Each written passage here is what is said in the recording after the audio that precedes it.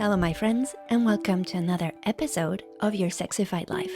I'm your host, Dr. Fanny, French doctor, sassy sex coach, and recovering self-hater, dedicated to help you step out of sexual numbness, life autopilot, and self-hate. Using self-study, sexual healing, and pleasure, it's time to feel truly alive again, with thriving sex as a bonus. Because being alive is sexy, welcome to your Sexyfied Life. Hi everyone, and welcome to another episode. If you're new here, welcome. And if you're already part of the Sexyfied family, welcome back. And thank you all for sharing your valuable time with me. It always warms my heart.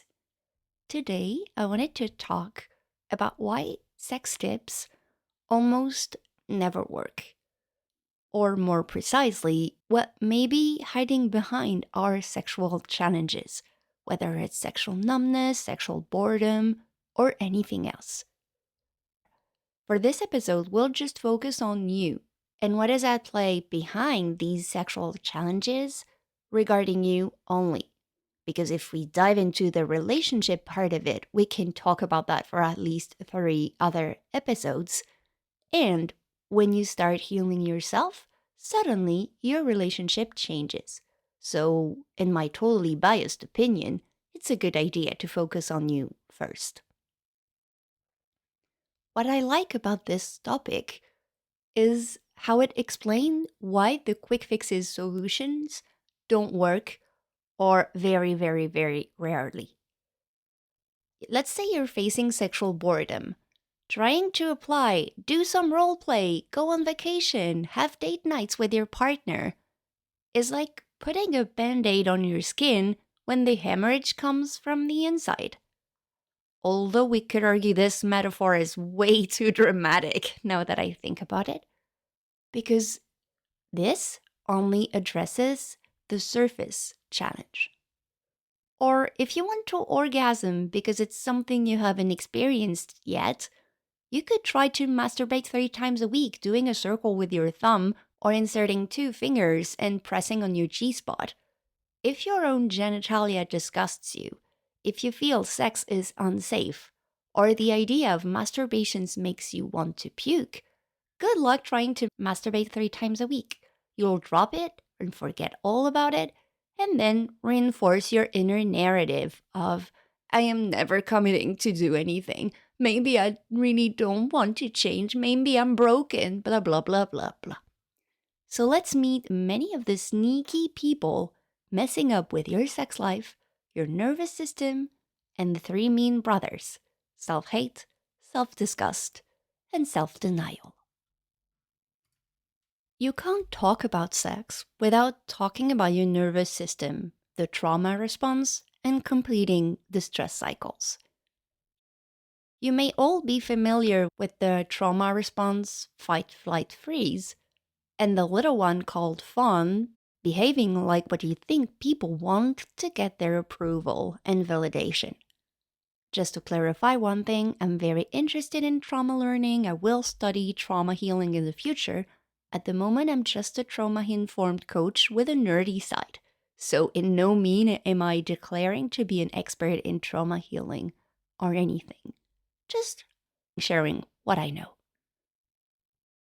Trauma is a spectrum of physiological responses to a life-threatening or perceived life-threatening event that doesn't fully sequence out of your body. Trauma is in the body and not in the event itself. This spectrum can go from incomplete stress cycles in your body with limited impact on how to function in your daily life to complex PTSD when functioning in your daily life may be really challenging. Again, trauma is in the body, not in the event. We can say living in a patriarchal, disrespectful, denial culture can create a trauma response in our systems too. Usually, what is perceived as life-threatening is what challenges our 3 basic pillars: safety, love, and belonging. Babies literally die if they don't receive some kind of affection, touch, even if their basic needs are provided. So the lack of love can literally be life threatening. When we were in the savannah walking around, if you were to be excluded from your group for whatever reason, that would mean you would have a greater risk of dying. So if you lose your sense of belonging, this can feel life threatening. The lack of safety speaks for itself. If your safety feels threatened, then your life feels threatened too.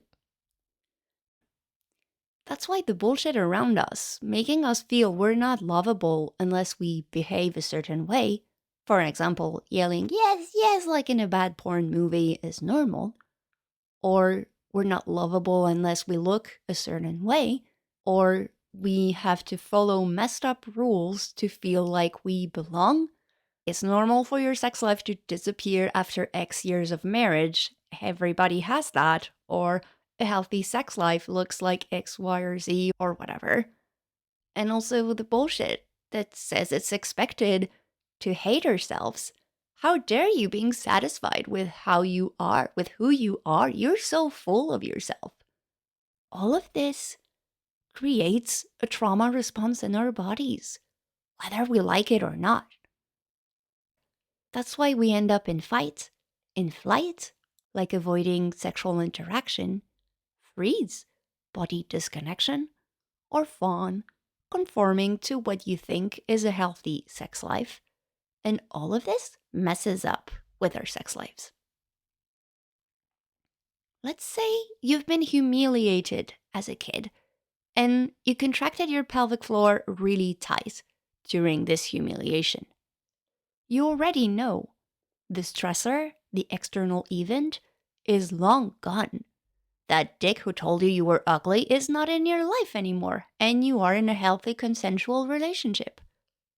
If the stress reaction in your body hasn't been released, if you haven't punched, kicked, run, yelled, or softened your pelvic floor on your own or with a specialist, any type of small humiliation in your daily life may result in more contractions of your pelvic floor. Or you may get a permanent contraction and feel ugly, unlovable, unworthy of existing, etc. Side note, that's why the story itself doesn't really matter, unless specific cases. Who cares if it's something that happened when you were a kid and have no memory of? The external factor, the story, is long gone, but the stress remains. And when you release this stress, when you start completing the stress cycles, you allow your body to get back in its window of tolerance. You create more safety. When you get out of fight or flight states, slowly you can start focusing on optional activities again. If your system in trauma response still feels like you've been chased by a lion yesterday, no wonder you don't want to engage into a sexy time.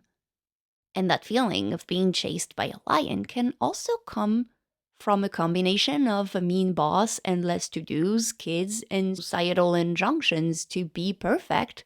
And if you can hate yourself in the process, that's even better.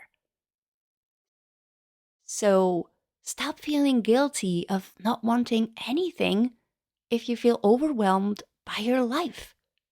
There will be some things you can let go of, and some things you can't, like your kids are here. They're not going anywhere. The solution there is to release the stress cycle. We all know it feels good to sing or yell at your mean boss in your car after a hard day at work. So let's do more of that. If you want more information about how to release the stress cycle, I'll link the episodes I did on this topic on the show note.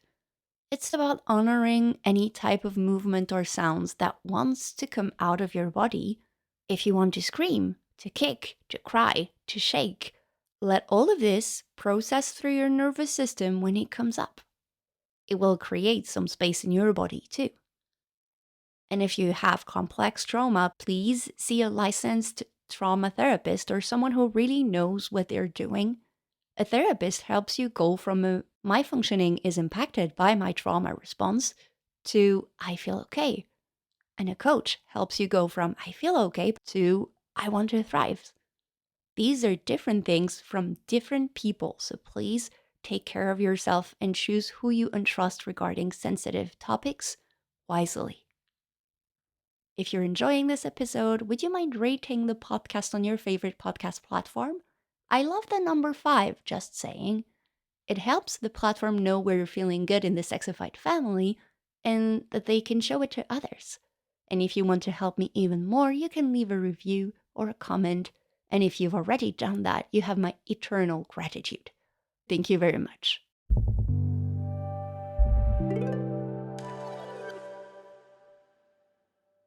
Okay, so first, there may be unprocessed trauma response as a first explanation to my sexual challenges. And also, who can feel like your worst enemy when you want to surrender and enjoy your sex life? Your mind. The constant chat of our mind and constant opinions about what you want to do, what you should do, what you just are considering doing, and what others are doing. If you haven't listened to the episodes of the SM Dungeon in your mind, I would invite you to do so. Because let's face it, usually our inner voices are not really loving and friendly. The thing with your mind is that it can hold the 3 mean brothers at the same time: self-hate, self-denial, and self-disgust. And they all play a part in your sexual challenges. Let's talk about self-hate and self-disgust first. And again, if you're there, there's nothing wrong with you. Society tells us it's the right thing to do, to constantly want to change and improve ourselves, be the better version of yourself, or whatever. But deep down, when you want to puke when you see yourself in the mirror, when you think your genitals are ugly or disgusting, when you look at your body and the only thing you can see is how it's flawed and how you want it to be something else than what it is. Of course, this is such a fertile soul for a happy sex life, isn't it? Of course not. And can we talk about how twisted that is? Like getting the constant injunctions of never being enough, needing to change yourselves, and at the same time, getting the injunctions of you should be happy and live and enjoy your sex life, blah, blah, blah, blah, blah. How can you enjoy your life and sex life if deep down you hate your own vehicle and you hate what is helping you play? Self-denial is a little bit trickier because there are many things at play. First, there is physical denial. I'll sleep later. I didn't eat lunch today. That's okay. I don't need it. I just need to push through this. I have no time to pee or anything. When I was on duty at the ER, it was so common. When your shift started at 8, you end up at 3 p.m. being like, why do I feel bad? Oh, yeah, right. No water, no food, and no bathroom time since this morning. God, I hated the ER. And even in the ER call center right now, when you have calls after calls after calls and need to figure out what's urgent, who needs to go where, who needs to see a doctor today, and who can just have a prescription on the phone and advice, it's very common to arrive 5 hours after your shift begin and being like, why am I not able to think right now? Oh, yes, same. Basic physical needs denial. Don't get me wrong. I am definitely complaining in here. And what is also at play is definitely my mind. I can't take a 5-minute break because there are people on the line and they have been waiting for 15 to 20 minutes. And I'll take a break after these last 3 calls. And 5 happens at the same time right after that. What if this person put to the GP side, that's where I am, would have required the emergency doctor on the phone, so they've been waiting for 15 minutes and it is something serious, etc. Do you see where I'm going here? My mind denies my physical needs. Of course, it's a mind and has zero idea of what a need is, since as soon as I am awake, it's running on its own and never stops. Just like your mind telling you to have sex because it's been a long time, because you should, because your partner needs to, let's get this over with quickly. All of this is a way to self-deny your need to sleep, to do something else, or just also a way to deny basic self-consent, by the way. The second part of the self-denial, after the physical needs denial, is your desire denial. How dare you wanting to have success? How dare you wanting people to listen to you? How dare you wanting to go on vacation? You have work to do. As you already know, I have an SM dungeon in my mind. Or regarding your sex life, how dare you wanting more than what you have? Just be happy with what you have already. Settle for the norm and be grateful for what you have. How dare you want to explore open? How dare you want outrageous pleasure? How dare you? How dare you? So basically, denying just the idea of desiring something else than what you have. And there is a very good reason to do that. Our minds are not designed to make us happy, they're designed to make us feel safe. And the safest thing to do, in your mind's opinion, is to stay where you are. Do what you already do, even if you feel like shit, because it feels like well-known territory. There is a third self-denial your mind loves. Denying the journey and the celebrations. As soon as something is finished, well, next. If I take the monogamous long-time partnership example, there's a good chance at the beginning some moments were awkward, even if you were on love drugs and sure you find your soulmate. Maybe first times you had sex were not so great. And yet, you survived all of that.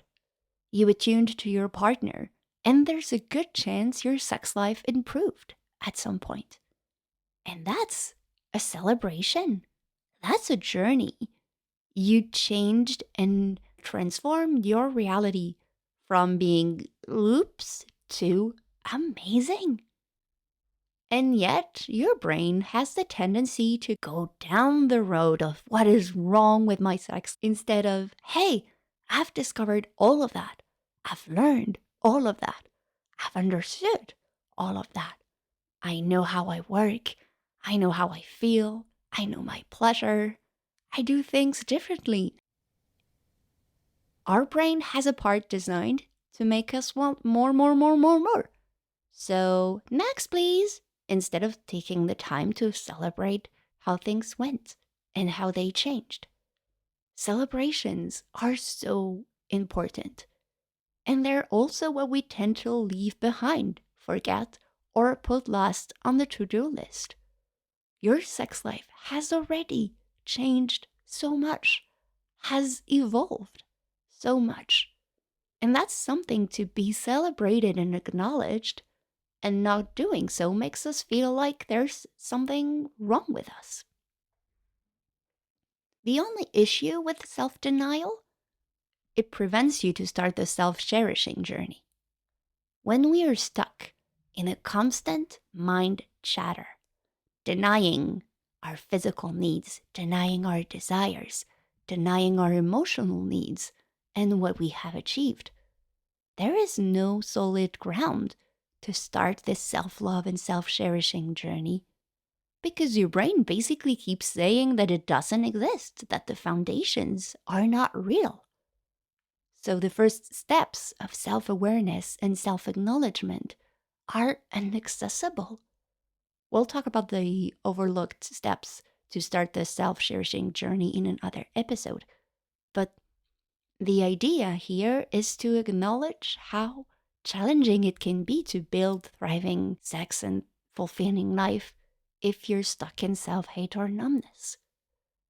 And that's where I come in as a coach, but I'm sure you knew that already.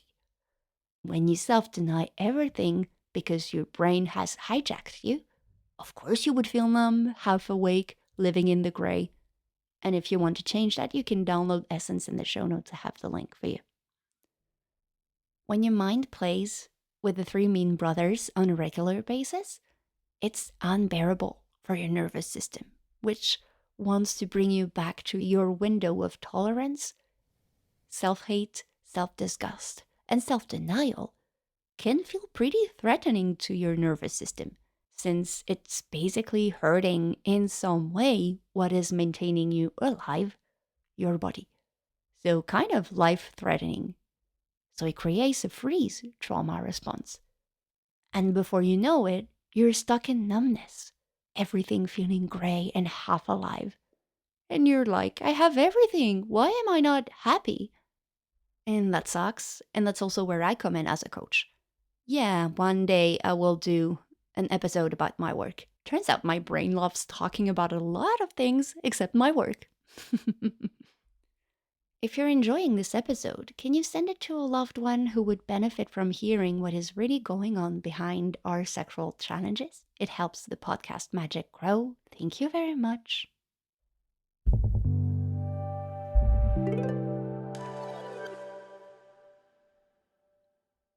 We've discussed how our nervous system and trauma response can create sexual challenges, how our mind can create the three mean brothers of self-hate, self-disgust, and self-denial, and how all of that can create sexual challenges. Last but not least, it's time to talk about pleasure, because pleasure plays a big role in your sex life and in your life overall. We are not told how pleasure works. Sex education talks more about how to avoid an unwanted pregnancy or STDs. And don't get me wrong, talking about this is vital. And yet, there is a whole part missing in our sex education. Everything that goes around pleasure. The accelerators and the brakes, the importance of the context, the dissociation between genital response and pleasure and desire. If you want to rewrite your sexual narrative, read Come As You Are by Emily Nagoski. Life-changing book offered to every important woman in your life.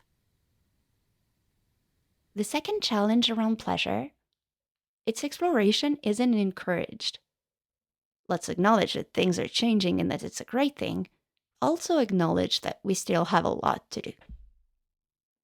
A woman enjoying her sex life might get comments, be considered as a slut, get unsolicited attention and opinions. No, enjoying my sex life and pleasure and wanted to feel sexy and gorgeous in my clothes doesn't mean that I want to bang everybody going around and that I am an open bar. Thank you. Pleasure isn't celebrated. We don't talk about how to create a happy sex life. You roughly understand how it works, and then boom, sink or swim, suddenly you're supposed to have a great sex life.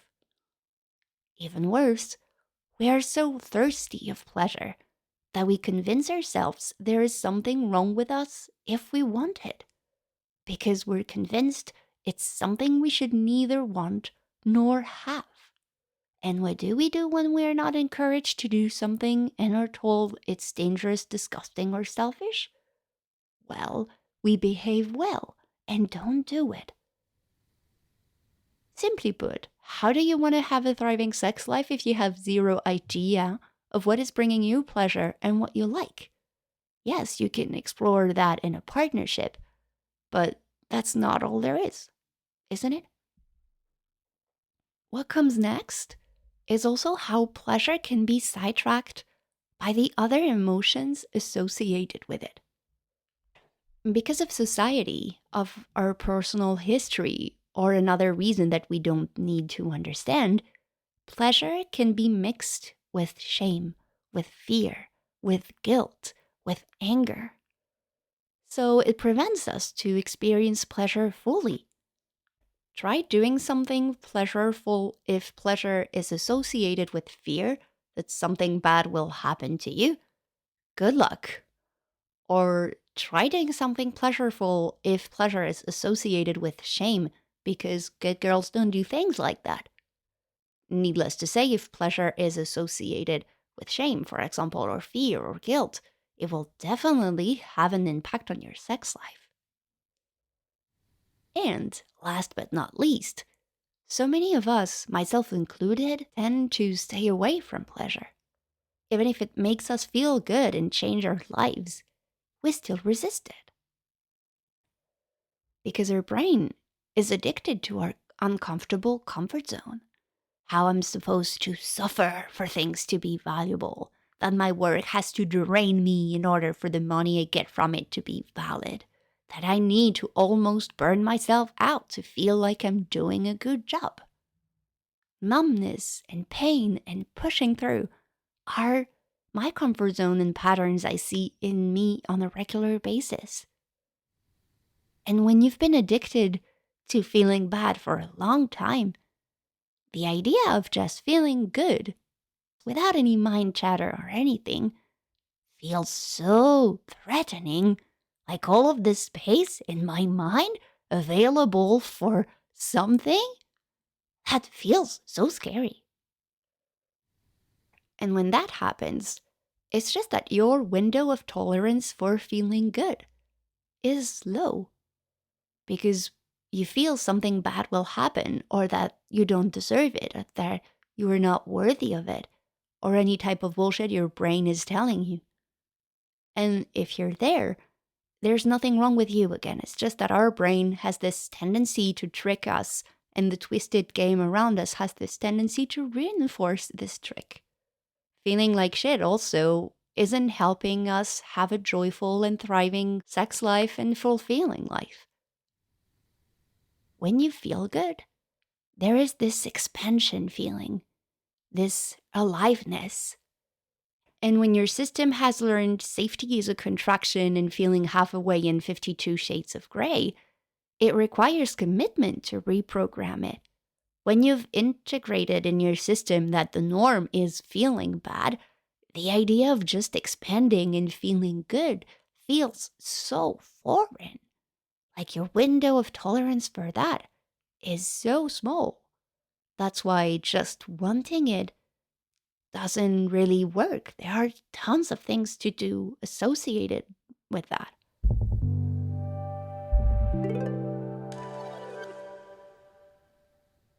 Quick recap. There are many things at play behind our sexual challenges. Because if it was just a question of learning how to orgasm, you would learn it and boom, orgasms, here you come. It's definitely more complex than that. Many things are at play, but overall they fall under the spectrum of three main things. Your unprocessed trauma response in your nervous system, which is preventing you to come back to safety by maintaining you into the fight, flight, freeze, or fawn state. And to digest trauma, you can do it by completing your stress cycle and seeking help if you have complex trauma that need great care. Don't try to muscle yourself through this on your own. Pushing through something has never worked. The second main thing hiding behind our sexual challenges is our chatty mind, or the SM dungeon of our heads, because it gives space to the mean three brothers: self-hate, self-disgust, and self-denial. Self-denial is way more complex than we think, because it can look like physical need denial, desire denial, and journey and celebrations denial. Basically, keeping you from accessing the first steps towards self-cherishing, self-awareness, and self-acknowledgement. And last but not least, under our challenges usually hides a challenging relationship to pleasure, whether it's a lack of pleasure education, a lack of pleasure practice, how it can be associated with mixed feelings like shame or fear, or if secretly you might be addicted to feeling like shit. Overall, trying to reclaim our pleasure and simplify our relationship to it would help us resolve a lot of our sexual challenges. And there you have it, my friends, the sneaky reasons hiding behind our sexual challenges. If you found this episode interesting and want to go deeper and start your journey, You can download my free ebook. It's called Essence Awaken Your Senses to Reclaim the Pleasure to Feel Alive. You can find the link in the show notes or at www.fannyleboulanger.com/essence. It comes with my regular letters, which I hope you'll love. Thank you again for sharing your valuable time with me. I always appreciate, and I'll see you next time.